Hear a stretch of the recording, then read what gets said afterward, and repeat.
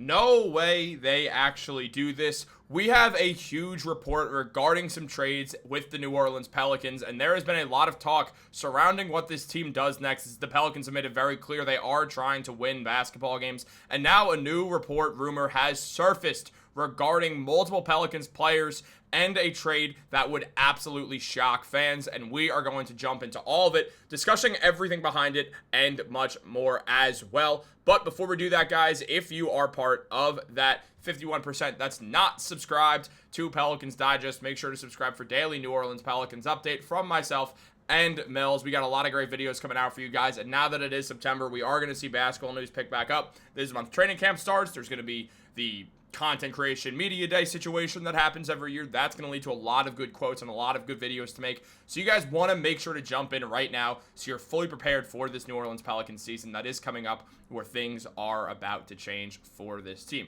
Now, jumping into the video, there has been a lot surrounding this Pelicans team thus far. It's no secret the Pelicans had one of the boldest off seasons of any teams in the NBA this year. A team that did not really succeed at all last season. The Pelicans swapped their first round pick with the Atlanta Hawks, a team that's full blown looking like one of the top 4 teams in the Eastern Conference, and that was to pick a guy who there has been some questions about his fit and if he's going to work out in Derek Queen, when there has been some legitimate concerns about Queen, who's also already went down with an injury, having fans very worried that, like everyone else who seems to end up on the Pelicans, he's going to deal with the injury bug. Now, obviously, that's a big stretch, and there's a lot to go over, and no reason to jump the gun on this whole situation. However, what we've seen time and time again from the Pelicans is that Joe Dumars is ready to be bold. He went out there, made multiple moves. I mean, acquiring Jordan Poole. Obviously, on top of that, we've seen the Derek Queen move. So we've seen the Pelicans be bold, and now with a new trade report up, there has been a lot of discussion surrounding what's next, and this has Pelicans fans absolutely fired up, because no way this actually happens, where the Charlotte Hornets are being predicted to land Yves Missi in exchange for Nick Smith Jr. and a 2027 first-round pick that is initially owned by the Miami Heat, meaning it's based off where the Heat finished, not the Charlotte Hornets. And if you hear those sirens outside, it should be going right to Zach Buckley for proposing this idea, with there being a lot of questions surrounding each of these teams right now. It was mentioned by Zach Buckley that you wouldn't know it based on the 179 losses the Hornets have piled up over the past 3 seasons, but this is a group that could be closing in on a sizable step forward. Granted, the Hornets need much better fortunes on the health front to make that happen, but they had the kind of smart summer that could allow them to climb the ladder in the wide open Eastern Conference. Now, they still have a pretty glaring hole at the 5, though, where Mason Plumlee predicts to warm the seat until Ryan Kalkbrenner and Moussa Diabate are ready to fill it. Or Charlotte could seek out a summer thing like a summer thing like Yves Missi, who flashed an NBA-ready rim-running skills as a rookie, but could still be expendable after New Orleans added both Derek Queen and Kevon Looney at significant costs this offseason. Now, you guys have heard Zach Buckley's side about this. Let me explain the reason why I'm making this video when I understand people are going to be like, this is complete BS. Why would you talk about this? He didn't draft Yves Missi. He didn't. He drafted Derek Queen, though. Look, it's not the most shocking thing in the world to see a guy come into an organization, see a few pieces here and there that he's not the biggest fan of, and decide it's time to make his own mark on the team. Or their own mark. There's, yeah. So when it comes down to it, it's a situation where we've seen this happen before. We've seen new management take over, decide we're putting our own stamp on the team. We want to do this. We don't fully trust this player's future. We're going to make a change. We're going to do something different. We're going to leave our mark right now. And with that in mind, this is why this actually holds water. This is why this has legs. Yeah, Yves Missi had an excellent season last year. I'm not denying that. I love Yves Missi. I don't want him to get traded. He's a guy who put up 9 points per game last year and 8 rebounds. Was a very good rim-running rookie who, yeah, maybe doesn't have the world's highest ceiling, but if he continues to play like this and continues to improve, where there definitely is some room for improvement, it makes sense to keep him around. I mean, the free throw percentage for a rim-running big man was pretty solid.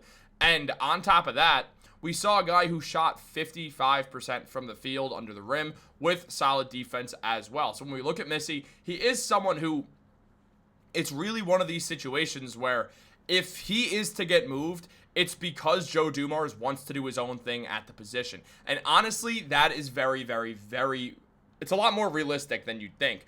Derek Queen was brought in by Joe Dumars, a trade that sent away the first-round pick the Pelicans own next year, despite having a bad record last season.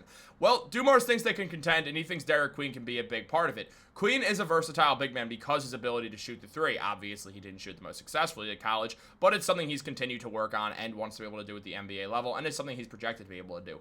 At college, he put up 16.5 points, 9 rebounds, and 2 assists. He shot 52% from the field, 20% from three, shot 76% from the free throw line, and 25% and had a 25 PER, or nearly a 25 PER.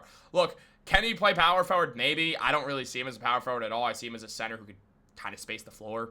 Is more the guy I'm looking at here. I'm not looking at him as a power forward. I know some people are. I don't really see it. And on top of that, there's also Kevon Looney on this team who just got signed, and it would make more sense to sign him if you knew that Missy wasn't long for the team. I mean, you look at Kevon Looney. Last year, he put up 4.5 points per game, 6 rebounds, and 1.5 assists with the Golden State Warriors, where he had spent around 10 seasons. He shot 51% from the field, and you did kind of not really pay attention to the 40% from three because Kevon Looney doesn't really shoot threes. It's on very, very, very, very low percentage or low attempts, so it's not something that we really have to consider there, but it is interesting as well. Now, in this trade, Nick Smith Jr. would be getting traded to the Pelicans. I don't understand this because there's not a need for this guard right here. I like Nick Smith as a player. I actually think he has a ton of potential. I know his numbers don't show it right now, shooting 39% from the field and 34% from three, but I do actually think Nick Smith is a very talented player, specifically on the offensive end. He put up 10 points and 2 rebounds and 2.5 assists last year. I do think that he can grow and have that breakout year with the Hornets, but also I do think a change of scenery might not hurt because he could use a veteran guard to kind of mentor him a little bit. Like, if a team wants to buy lower on Nick Smith, I think the Clippers make a ton of sense for that reason, so that he could be around a lot of veteran guards, so he could be at the unction. But that's not the point of this video. Obviously, Nick Smith would be the return package, but it wouldn't really. It would be that first-round draft pick, of course. That would be the big return. I mean, that's the thing that we look at right now. And we look at how Zach Buckley mentioned that Macy's offensive production could perk up alongside a playmaker of LaMelo Ball's ilk. While his paint protection would be invaluable at the center position of this young defense, the Pels, meanwhile, might see Smith as a backcourt insurance in case their Jordan Poole gamble doesn't pay off. Plus, they could be attracted to this pick, which holds lottery protection in 2027, but becomes unprotected in 2028 if it hasn't conveyed. It wouldn't be shocking to see the Miami Heat start to eventually slow down. I mean, at some point, statistically, they got to have some sort of bad year, whether it's due to injuries or because they're being a little shaky on this Tyler Hero situation where they don't exactly want to pay Hero the money that Hero wants, so there has been some trade talks. It wouldn't be the most shocking thing for the Heat to eventually start to collapse. It doesn't feel like Pat Riley's going to be running the Heat for that much longer as well, so when you consider that on top of it, it wouldn't be surprising if someone else comes in and kind of decides, nope, we're going to tear it down and build it back up again. Maybe we'll keep Bam around, but we're going to try to do a quick one-year reset, rebuild, reload situation that teams have done in the past. We've seen the Golden State Warriors pull that off. We've seen the Boston Celtics attempt it going into next season. So it is something that teams do, and it sounds like something I could see the Heat doing down the line as well, which does have an impact on everything. But also, when you look at a guy like Hunter Dickinson, he also then gets a bigger role with the Pelicans as well. The Pelicans brought in Dickinson after his college career ended. He was an excellent college player who averaged 17.4 points per game for his career and for the 2024-25 season, which is absolutely kind of funny that ended up happening that way. He also averaged 10 rebounds last year and 2 assists. He does shoot threes. He didn't shoot the most successfully last year, especially compared to the past years, but he did show some free throw percentage shooting, which is solid because if you could shoot free throws at a 75% clip, you should be able to become a decent enough three-point shooter as well. So you consider that. You consider the elite PER that Dickinson continued to have throughout his time. And then also Carlo Makovic, who is someone who definitely, if you've seen Pelicans games, there's a reason to be excited about Makovic. I think he's got a lot to really work with, and I would not be shocked to see Makovic continue to get minutes with this team going forwards. Again, there's obviously the situation of it is not a Joe Dumars selection, so we have to consider that, because again, it's not uncommon to see GMs decide to throw out what the last regime wasn't succeeding with. So it comes down to that with Joe Dumars, but it also comes down to the fact that no, never. If you're gonna trade Messi, don't do it for this. I love the pick, but Nick Smith makes no sense in this team. Jordan Poole was a good trade.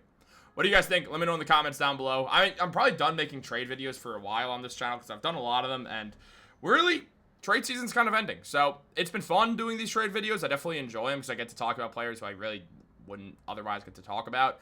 But at the same time, I know you guys get sick of it. I understand why you guys get sick of it. It's not lost on me. I'm not going to continue to hammer these out. I promise. If you're still here, if you're still watching this, I have no plans of making one anytime soon after this. So bear with us here. We are going to have some more Pelicans news coming out, and we are going to have a lot more videos coming out in general from myself and Mills once we really start to get things underway. I'm so excited for the NBA season.